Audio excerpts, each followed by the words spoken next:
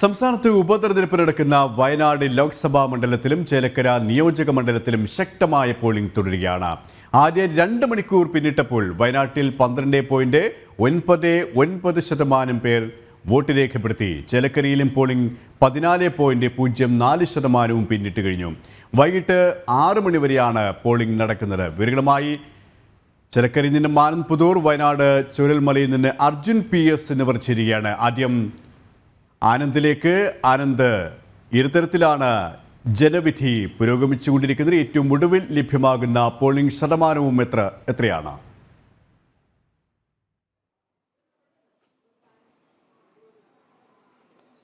ഏറ്റവും അവസാനം പുറത്തു വന്ന ഔദ്യോഗിക കണക്കനുസരിച്ച് ചേലക്കര നിയോജകമണ്ഡലത്തിൽ 14.64% പോളിംഗ് ഇതുവരെ നടന്നിട്ടുള്ളത്. തെരഞ്ഞെടുപ്പ് 7 മണിക്ക് തൊട്ട് ഏതാണ്ട് 9:30 വരെയുള്ള കണക്കുകളാണ് ഇതുള്ളത്. എന്തായാലും ഓരോ സമയം കഴിയും തോറും ഈ പോളിംഗിന്റെ ശതമാനം വർദ്ധിക്കുന്ന ഒരു കാഴ്ച തന്നെയാണ് നമുക്ക് കാണാൻ വേണ്ടി സാധിക്കുന്നത്. നമ്മളിപ്പോൾ ചേലക്കര LF സ്കൂളിലെ 70-ാം നമ്പർ ബൂത്തിലാണ്. ഒരു സ്ത്രീ വോട്ടർമാരെ ഒരു പ്രാതിനിധ്യം വളരെയധികം വർദ്ധിച്ചു വരുന്ന ഒരു സാഹചര്യം നമുക്ക് എല്ലാ ഭാഗത്തു നിന്ന് കാണാൻ പറ്റുന്നുണ്ട്. എല്ലാ ബൂത്തിലും അത്തരത്തിൽ ഒരു വലിയ പോളിംഗ് തന്നെയാണ് നടക്കുന്നത്. കാലാവസ്ഥ എന്തായാലും അനുകൂലമാണ്. പൊതുവെ കഴിഞ്ഞ ദിവസങ്ങളിലെല്ലാം ഒരു കനത്ത ചൂടുണ്ടായിരുന്നെങ്കിലും ഇപ്പോൾ ഏതാണ്ട് മിതമായിട്ടുള്ള ഒരു കാലാവസ്ഥയാണ്. ചൂടും തണുപ്പും ഒരുപോലെ, പ്രത്യേകിച്ച് ഒരു തണലുള്ള ഒരു അന്തരീക്ഷമാണ് ഇപ്പോൾ ഉള്ളത്. മഴയില്ലാത്ത ഒരു സാഹചര്യമുണ്ട്. അതുകൊണ്ട് തന്നെ ഈ പോളിംഗിന് ഏറ്റവും അനുകൂലമായിട്ടുള്ള ഒരു അന്തരീക്ഷം തന്നെയാണ് പുറത്തുള്ളത്. തീർച്ചയായിട്ടും അകത്തുള്ളതും അത് തന്നെയാണ്. മറ്റു പ്രശ്നങ്ങളൊന്നും ഇതുവരെ ഉണ്ടായിട്ടില്ല. അതുമായി ബന്ധപ്പെട്ടുകൊണ്ടുള്ള സംഘർഷങ്ങളോ അല്ലെങ്കിൽ അത് പരാതികളോ ഒന്നും ഉണ്ടായിട്ടില്ല. രാവിലെ ഏതാണ്ട് ഒരു അരമണിക്കൂറോളം സ്ഥാനാർത്ഥി കെ ബാലകൃഷ്ണൻ വോട്ട് ചെയ്യാനെത്തിയ ബൂത്ത് ഒരു സാങ്കേതിക തകരാറുണ്ടായിരുന്നു. അത് ഒഴിച്ചു നിർത്തിയാൽ ഇതുവരെയുള്ള പോളിംഗ് എല്ലാം വളരെ നല്ല രീതിയിൽ തന്നെയാണ് മുന്നോട്ട് പോയിക്കൊണ്ടിരിക്കുന്നത്. ആനന്ദ് പറഞ്ഞതുപോലെ തന്നെ അനുകൂലമായ കാലാവസ്ഥയാണ്.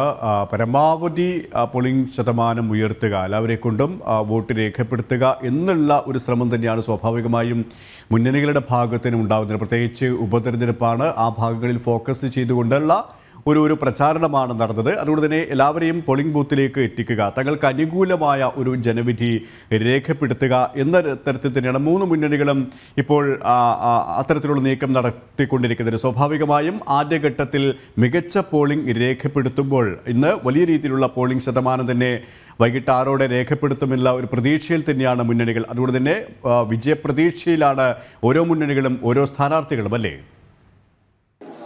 തീർച്ചയായിട്ടും KP, നമുക്ക് കണ്ടതാണ് ഈ ചേലക്കര മണ്ഡലത്തെ സംബന്ധിച്ചിടത്തോളം ആര് വിജയിക്കും എന്നുള്ള കാര്യം തീർപ്പാക്കാൻ കഴിയാത്ത തലത്തിലേക്കുള്ള ഒരു രാഷ്ട്രീയ മാറ്റമാണ് ചേലക്കരയിൽ പുതിയ വന്നുകൊണ്ടുള്ളത്. കഴിഞ്ഞ 3 പതിറ്റാണ്ടായി ഏതാണ്ട് ഇടതുപക്ഷത്തിന്റെ ഒരു ഉറച്ചുകോട്ടയാണ്. പക്ഷേ ഈ ക്രമാനുഗതമായി BJP വോട്ട് വർദ്ധിക്കുന്ന ഒരു സാഹചര്യം ഈ മണ്ഡലത്തിൽ നമ്മൾ കണ്ടതാണ്. എന്തായാലും പറഞ്ഞു വന്നത് ഏതാണ്ട് 2,11,000-ലധികം വോട്ടുകളാണ് മണ്ഡലത്തിലുള്ളത്.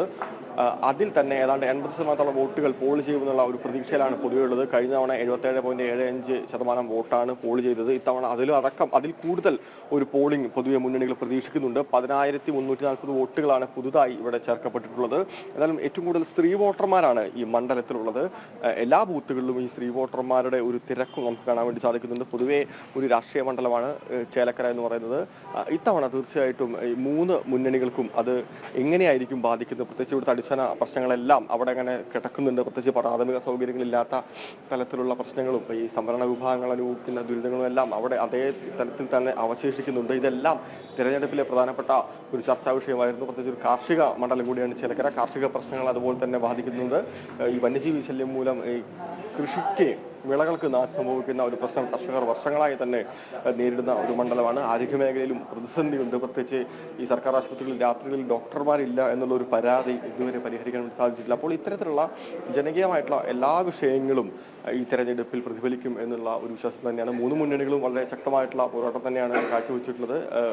3 മുന്നണി സ്ഥാനാർത്ഥികൾ കൂടാതെ 6 സ്ഥാനാർത്ഥികൾ അവിടെ ഉള്ളത്. പ്രത്യേകിച്ച് ഈ DMKയുടെ അൻവറിന്റെ പിന്തുണയുള്ള NK സുധീറും സ്വതന്ത്രനായി മത്സരിക്കുന്നുണ്ട്.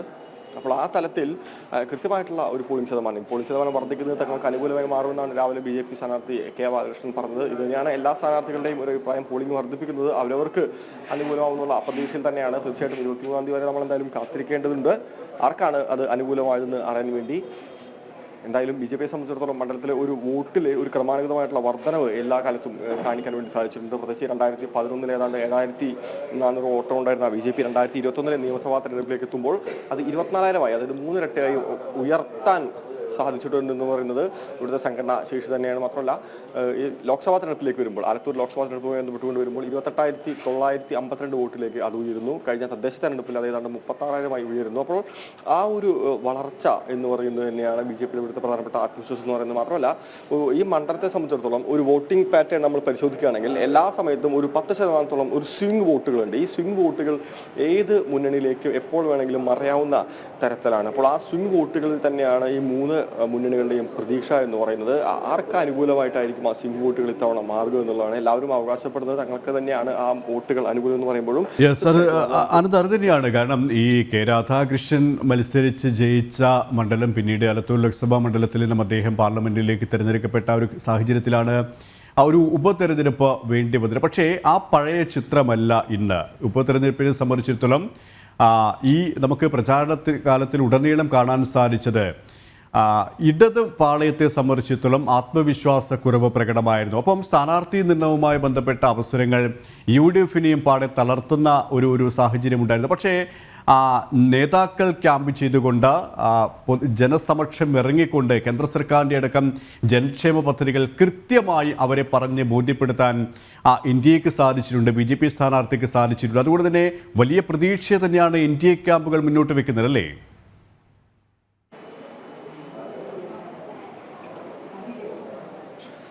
തീർച്ചയായും KP, നമ്മൾ കണ്ടാണ് ഈ സ്ഥാനാർത്ഥിത്വത്തിന്റെ തുടക്കം മുതൽ തന്നെ UDF-ൽ വളരെയധികം കല്ലുകളിലുണ്ടായിരുന്നു. രമ്യ ഹരിദാസിന്റെ സ്ഥാനാർത്ഥിത്വത്തെ ഒരു വിഭാഗം തള്ളിയിരുന്നു. ആ പ്രശ്നങ്ങളിൽ നിന്നാണ് അത്തരത്തിൽ NK സുധീർ, AICC അംഗമായ NK സുധീർ സ്വതന്ത്ര സ്ഥാനാർത്ഥിയായി മത്സരിക്കാനുള്ള ഒരു തീരുമാനത്തിലെത്തുന്നത്. അപ്പോൾ തുടക്കം മുതൽ തന്നെ UDF-നെ സംബന്ധിച്ചിടത്തോളം ചില കല്ലുകടികളുണ്ടായിരുന്നു. പ്രത്യേകിച്ച് കഴിഞ്ഞ ലോക്സഭാ തെരഞ്ഞെടുപ്പിൽ പരാജയപ്പെട്ട സ്ഥാനാർത്ഥിയെ തന്നെ ഇത്തവണ ചേലക്കരയിലേക്ക് വീണ്ടും മത്സരിപ്പിക്കണമെന്നുള്ളൊരു ചോദ്യം പൊതുവെ UDF ക്യാമ്പുകളിൽ നിന്ന് ഉയർന്നിരുന്നു. അപ്പോൾ ആ ഒരു പ്രശ്നങ്ങൾ UDF ക്യാമ്പിനെ കാര്യമായിട്ട് തന്നെ അലട്ടിയിട്ടുണ്ട്. ഇനി LDF-നെ സംബന്ധിച്ചിടത്തോളം പറയുകയാണെങ്കിൽ ഇവിടെ ഇത്തരത്തിലുള്ള ഒരു തെരഞ്ഞെടുപ്പ് സംജാതമായതിന്റെ പ്രധാനപ്പെട്ട കാരണം എന്ന് പറയുന്നത് മുൻ മന്ത്രി, മുൻ MLA കൂടിയായ കെ രാധാകൃഷ്ണൻ ആലത്തൂർ ലോക്സഭാ മണ്ഡലത്തിലേക്ക് മാറി മത്സരിച്ചതുകൊണ്ടാണ്. അപ്പോൾ പൊതുവെ ആ കാര്യത്തിലും ഒരു അമർഷം ജനങ്ങൾക്ക് പൊതുവെ ഉണ്ട്. കാരണം വീണ്ടും ഒരു തെരഞ്ഞെടുപ്പ് നേരിടേണ്ടി വരുന്ന, ഒരു ഉപതെരഞ്ഞെടുപ്പ് നേരിടേണ്ടി വരുന്ന അവസ്ഥ. പ്രത്യേകിച്ച് ഈ മണ്ഡലം രൂപീകരിച്ചതിന് ശേഷം ഇതുവരെ ഉപതെരഞ്ഞെടുപ്പ് നടന്നിട്ടില്ല എന്നുള്ളത് തന്നെയാണ് ഏറ്റവും പ്രധാനപ്പെട്ട വസ്തുത. ആദ്യത്തെ ഉപതെരഞ്ഞെടുപ്പാണ് ചേലക്കരയിൽ നടക്കുന്നത്. ഈ ഇടതുപക്ഷത്തിന്റെ ഒരു കുത്തക മണ്ഡലമാണ്. ഏതാണ്ട് 3 പതിറ്റാണ്ടായി ഇടതുപക്ഷം മാത്രം ഭരിച്ചുകൊണ്ടുവന്നിട്ടുള്ള ഒരു മണ്ഡലം. 96-ന് മുൻപ് കോൺഗ്രസ് ഭരിച്ച ഒരു മണ്ഡലം. പക്ഷെ പ്രധാനപ്പെട്ട ഒരു കാര്യം, കൃത്യമായിട്ടുള്ള ഓരോ തെരഞ്ഞെടുപ്പിൽ കഴിയും തോറും ഈ വോട്ടിംഗ് ശതമാനം ഇടതുപക്ഷത്തിൽ താഴേക്ക് പോകുന്ന ഒരു കാലാവസ്ഥയുണ്ട്. പ്രത്യേകിച്ച് ഈ കഴിഞ്ഞ ലോക്സഭാ തെരഞ്ഞെടുപ്പിൽ ഏതാണ്ട് 5000-ഓളം വോട്ടുകൾ മാത്രമാണ് രാധാകൃഷ്ണനെ ഈ മണ്ഡലത്തിൽ നിന്ന്, ചേലക്കരയിൽ നിന്ന് ഭൂരിപക്ഷം ലഭിച്ചിരിക്കുന്നത്. അപ്പോൾ ഇതെല്ലാം ഇടതുപക്ഷത്തിനെയും അലട്ടുന്നുണ്ടെങ്കിൽ കൂടി ഈ രണ്ട് വിള്ളലുകളെ മറികടന്നുകൊണ്ട്, അല്ലെങ്കിൽ ആ രണ്ട് വിള്ളലുകളിൽ നിന്നുള്ള വോട്ട് ചോർച്ചയാണ് BJP ഒരുപക്ഷെ അനുകൂലമായിട്ടുള്ള ഘടകമായിട്ട് കൊണ്ട് ഇവിടെ എടുക്കുന്നത്. ഈ ഇടത് വലത് മുന്നണികളിൽ നിന്ന് ഈ വിള്ളലിലൂടെ ജയം എത്രത്തോളം സാധ്യമാവുന്നുള്ള ഒരു പരീക്ഷണം തന്നെയാണ് NDA ഈ മണ്ഡലത്തിൽ എന്തായാലും കാഴ്ചവെക്കുന്നത്. ഈ NDA സ്ഥാനാർത്ഥി K ബാലകൃഷ്ണനെ സംബന്ധിച്ചിടത്തോളം മുൻ തിരുവല്ലാമല പഞ്ചായത്ത് വൈസ് പ്രസിഡന്റാണ്, നിലവിൽ തിരുവല്ലാമല പഞ്ചായത്ത് അംഗമാണ്. അപ്പോൾ വിവിധ തലത്തിൽ ഏതാണ്ട് 2 പതിറ്റാണ്ട് കാലത്തെ രാഷ്ട്രീയ പ്രവർത്തനമുണ്ട്, പരിചയമുണ്ട്, ജനസമ്മതിയുള്ള ഒരു നേതാവാണ്. ഭരണരംഗത്തും ആ തലത്തിൽ പ്രതിഭ തെളിയിച്ചിട്ടുള്ള, കഴിവ് തെളിയിച്ചിട്ടുള്ള ഒരു വ്യക്തി തന്നെയാണ്. അപ്പോൾ അത്തരത്തിൽ ജനകീയനായിട്ടുള്ള ഒരു സ്ഥാനാർത്ഥിയെ ഇറക്കിക്കൊണ്ട് തന്നെയാണ് NDA ഈ ഒരു മണ്ഡലം, ഈ ഒരു കളം പിടിക്കാനുള്ള എല്ലാ തയ്യാറെടുപ്പുകളും നടത്തിയിട്ടുള്ളത്. ദേശീയ നേതാക്കളടക്കം കഴിഞ്ഞ ദിവസങ്ങളിൽ എല്ലാം ക്യാമ്പ് ചെയ്തുകൊണ്ടുള്ള ഒരു പ്രവർത്തനങ്ങൾ തന്നെയാണ് ഇവിടെ നടത്തിയിരുന്നത്. പ്രത്യേകിച്ച് മുൻ മന്ത്രിമാർ, മുൻ കേന്ദ്രമന്ത്രിമാരെല്ലാം മണ്ഡലത്തിൽ നിറഞ്ഞിരുന്നു. പ്രത്യേകിച്ച് V മുരളീധരനെ പോലുള്ള മുൻ കേന്ദ്രമന്ത്രി ഉണ്ടായിരുന്നു. അതുപോലെ തന്നെ പ്രകാശ് ജാവദേക്കർ അടക്കമുള്ള മന്ത്രിമാർ, കേന്ദ്രമന്ത്രി സുരേഷ് ഗോപി മണ്ഡലത്തിൽ നേരിട്ടെത്തി പ്രചാരണത്തിന് നേതൃത്വം നൽകി. K സുരേന്ദ്രൻ 2 തവണ മണ്ഡലത്തിലെത്തി. കഴിഞ്ഞ ദിവസം കുട്ടിക്കലാശത്തിനടക്കം അദ്ദേഹത്തിന്റെ സാന്നിധ്യം പ്രവർത്തകർക്ക് വലിയ ആവേശം തന്നെയാണ് ഉണ്ടായിരുന്നത്. മാത്രമല്ല സംസ്ഥാന നേതാക്കളെല്ലാം ക്യാമ്പ് ചെയ്തുകൊണ്ടുള്ള ഒരു പ്രവർത്തനം. അപ്പോൾ ആ ഒരു സ്ക്വാഡ് വർക്കുകൾ BJP ഇവിടെ കൃത്യമായിട്ട് ചെയ്തിട്ടുണ്ട്.